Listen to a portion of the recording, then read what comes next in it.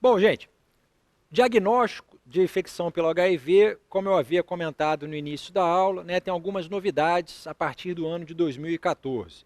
O Ministério da Saúde incorporou novas tecnologias que até pouco tempo atrás estavam apenas sendo estudadas, né, sendo validadas no território brasileiro. E o objetivo da incorporação dessas novas tecnologias é facilitar a realização do diagnóstico na população, ampliando o acesso ao diagnóstico. Né, as metodologias dos testes rápidos, incluindo o teste na saliva do indivíduo, né, o teste com fluido oral para diagnóstico do HIV, agora fazem parte oficialmente, né, dos protocolos, dos fluxogramas de diagnóstico dessa doença. Né. E tem mais um detalhe, que as novas metodologias, principalmente a nova metodologia de sorologia para o diagnóstico, que é o ELISA de quarta geração, resulta num encurtamento, né, permitiu um encurtamento da janela imunológica. Janela imunológica é o período de tempo entre a infecção pelo vírus e a possibilidade do diagnóstico laboratorial. Então, os ELISAs de quarta geração, que detectam tanto o anticorpo quanto o antígeno do vírus, permitem um diagnóstico mais precoce da infecção. São várias mudanças nos fluxogramas diagnósticos que ampliam o acesso, facilitam a realização do diagnóstico e permitem um diagnóstico mais precoce. Okay? É claro que nas diretrizes clínicas do Ministério, né, um documento com mais de 100 páginas, você tem a descrição lá dos 5 fluxogramas. Né? E eu não vou apresentar para vocês exatamente os 5 fluxogramas conforme está nessa referência. Eu vou extrair os conceitos essenciais de modo que você compreenda a lógica por trás da estratégia diagnóstica e consiga acertar as questões sem ter que decorar os 5 fluxogramas. Ok? É isso que a gente vai fazer a partir de agora. Olha só. Diagnóstico de infecção pelo HIV é dividido em 2 grandes grupos, né, o diagnóstico laboratorial. Em pessoas que têm uma idade menor ou igual a 18 meses, ok? As crianças pequenas, menores de 1 ano e meio, e pessoas com mais de 1 ano e meio de vida, acima de 18 meses.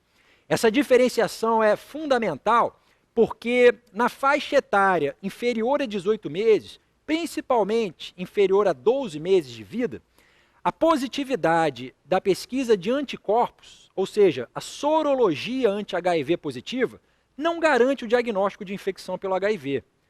Lembre-se que ocorre a transferência placentária de anticorpos da classe IgG ao longo do 3º trimestre.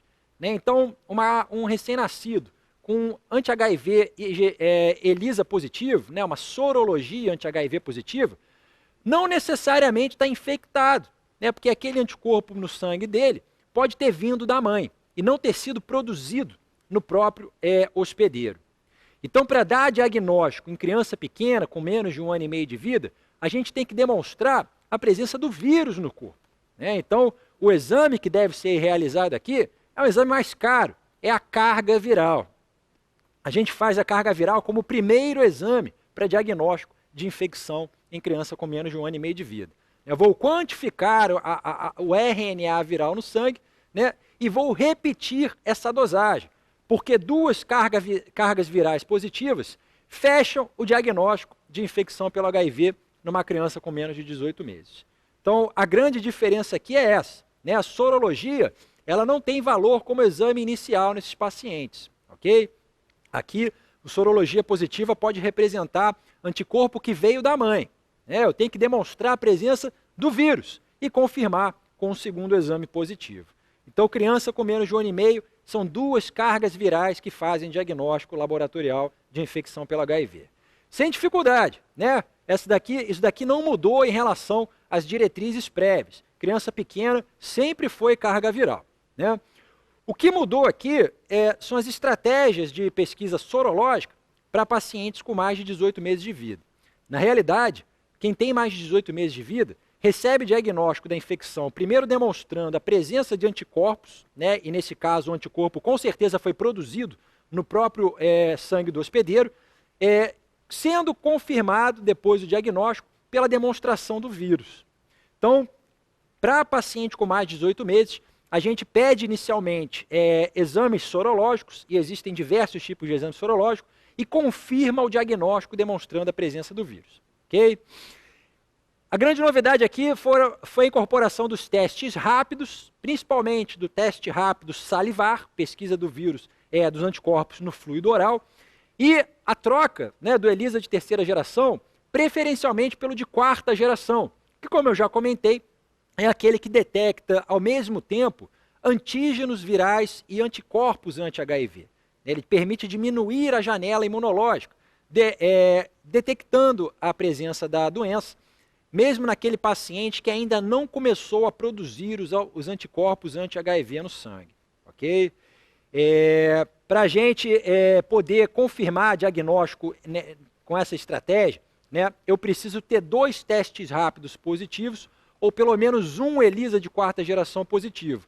Confirmando, a etapa confirmatória aqui é carga viral. Okay? Antigamente, né, o teste de rastreio era uma sorologia, que era o ELISA de terceira geração, detectava só o anticorpo e não o anticorpo com antígeno, e a confirmação era feita por um teste sorológico mais apurado, que era o Western blot ou o imunoblot. A gente fazia um painel de anticorpos contra o HIV e confirmava que o paciente tinha produzido vários anticorpos específicos contra o vírus. Atualmente, preconiza-se pular essa etapa. Você até pode fazer o diagnóstico assim ainda, né? Seria o fluxograma 3 lá do documento do Ministério da Saúde. Não está errado, mas o Ministério tem preconizado que, preferencialmente, a gente utilize essa estratégia aqui, que é mais simplificada, é mais fidedigna, né? Permite uma menor janela imunológica. Um ELISA de quarta geração, se positivo, confirmado com carga viral acima de 5.000 cópias por ml. Né? Esse é o método de escolha, na atualidade, aqui no Brasil, para confirmar o diagnóstico de infecção pelo HIV. Okay? Se você utilizar o teste rápido, eles preconizam que se façam 2 testes rápidos em sequência. Fez um, deu positivo, faz o outro, dá positivo. E para confirmar que aqueles 2 testes rápidos positivos são verdadeiros, você vai fazer a carga viral no paciente e vai encontrar um valor maior ou igual a 5.000 cópias por ml. Ok? Mas e o Western blot, o imunoblot, né, os exames sorológicos que antigamente eram os únicos exames confirmatórios disponíveis? Eles foram completamente abandonados? Claro que não.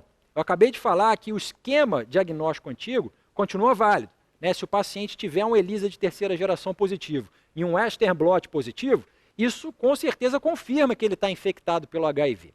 Né? Mas a grande utilidade do Western blot, segundo o protocolo atual do Ministério da Saúde, é para detectar aqueles indivíduos que são chamados de controladores de elite. O que é isso? É o paciente que se infectou pelo HIV, mas obteve espontaneamente, na ausência da terapia antirretroviral, um bom controle da replicação viral. Então esse paciente ele vai ter um ELISA positivo, né, no caso aqui um ELISA de quarta geração positivo ou de terceira geração que seja, né, ele vai ter anticorpos anti-HIV no sangue, mas como ele tem uma resposta imune bastante eficiente contra o vírus, a ponto de colocar a carga viral espontaneamente abaixo do limiar de detecção do método, a dosagem da carga viral pelo PCR, né, vai ser indetectável. Então o paciente vai ter anticorpo positivo e vírus negativo. Né, diante desse cenário, anticorpo positivo e vírus negativo, existem 2 possibilidades. Ou esse paciente tem um ELISA anti-HIV falso positivo, né, e não está infectado pelo HIV, ou ele tem o HIV, o ELISA é verdadeiro positivo, mas ele é um controlador de elite. Aí não adianta dosar a carga viral, né, porque o cara ele tem uma grande habilidade em controlar espontaneamente a replicação viral. Mas você consegue justamente demonstrar que ele foi infectado pelo vírus fazendo o Western blot ou imunoblot, né, que vai te dar o painel de anticorpos anti-HIV, mostrando que esse cara fez uma série de anticorpos específicos contra diferentes antígenos virais. Né, um Western blot positivo é um exame de alta especificidade para diagnóstico de infecção pelo HIV.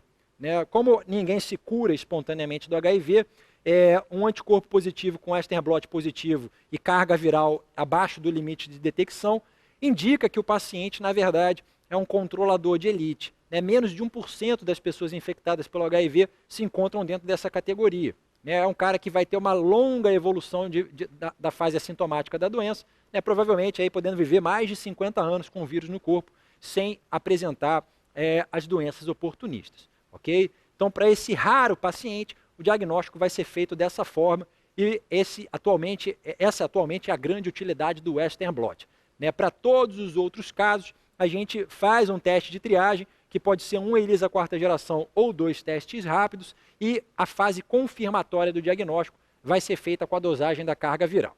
Okay? Esses conceitos eles estão dispersos na diretriz clínica do Ministério da Saúde em 5 fluxogramas diferentes. Então, em vez de ficar decorando aqui os 5 fluxogramas, compreenda esses conceitos, né, que tendo isso em mente, você vai deduzir os fluxogramas e não vai errar nenhuma questão de prova a respeito do diagnóstico atual do HIV aqui no Brasil. Ok? Então vamos dar uma treinadinha aqui, ó. Criança com 6 meses de vida foi exposta verticalmente ao HIV e já tem uma carga viral positiva. O que está faltando para confirmar o diagnóstico? Uma nova dosagem de carga viral, né? Porque eu preciso de 2 cargas virais positivas para confirmar em criança com menos de 18 meses de vida. Criança com 10 anos de vida tem uma sorologia positiva. O que eu idealmente devo fazer para confirmar o diagnóstico?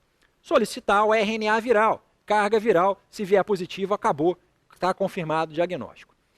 Um paciente de 15 anos, está lá no meio da floresta amazônica, filho de índio, né? Não tem acesso a um laboratório, mas você foi médico sem fronteira até lá e fez o teste rápido nele, na beira ali da rede dele, na oca, né? E o primeiro teste rápido foi positivo. O que está faltando para eu confirmar o diagnóstico no fluxograma de teste rápido?